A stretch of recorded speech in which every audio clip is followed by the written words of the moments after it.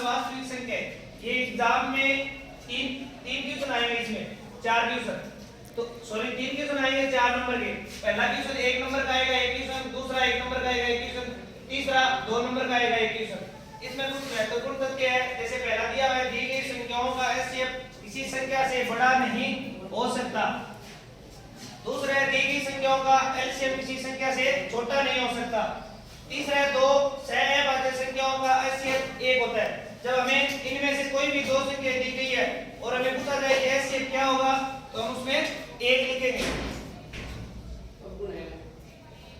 इसमें एग्जांपल है हमारे दो संख्याएं 306 और 657 का एचसीएफ 9 हो तो एलसीएम ज्ञात करो।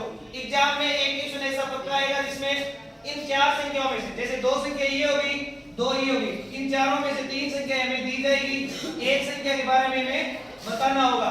तो दो संख्याओं का गुणनफल हमने यहाँ पे कर दिया, एचसीएफ 9 लिख दिया।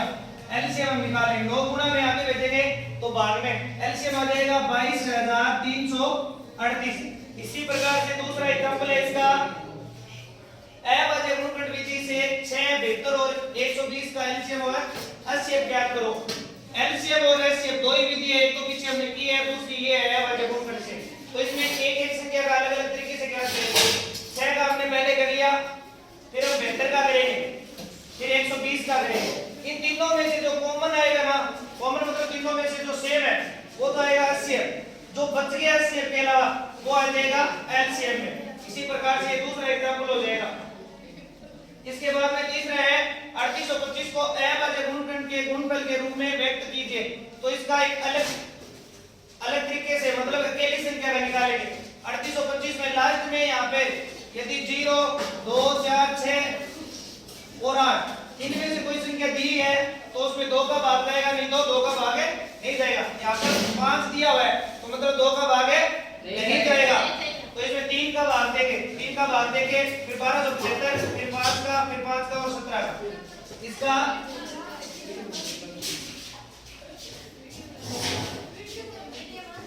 दो चौथा एग्जांपल है दो संख्या a और b का एचसीएफ क्या होगा, मतलब अगर पर a और b यहाँ पे c d कुछ भी दिया हो उसका एचसीएफ हमेशा 1 रहता है। एग्जांपल नंबर 5 दो संख्या 90/144 का एलसीएम 720 होता है, तो एचसीएफ ज्ञात करो। ये वो सेम ही क्वेश्चन आ गया, 3 संख्या दे दी इसमें, चौथी संख्या हमें पूछी है तो चौथी संख्या 18 आ गई। इसी प्रकार से एग्जांपल नंबर 6 सिद्ध कीजिए कि 5 - √3 एक एब्रीविएशन संख्या है, कि 5 - √3 एक एब्रीविएशन, अतः इसे p/q इसमें लिख सकते हैं। 5 p = p q, ये तो माइनस का हो जाएगा, लेकिन यहाँ नहीं है तो बीच में ये आएगा -√3 = p/q, माइनस में 5। अब ये माइनस हटाएंगे तो ये माइनस का हो जाएगा, ये 5 प्लस का हो जाएगा, 5 - p/q आ जाएगा। p q 5 सभी पूर्णांक है, एक एब्रीविएशन संख्या है तो √3 भी एक एब्रीविएशन संख्या होगी, जो इसका विरोध √3 एक एब्रीविएशन संख्या है।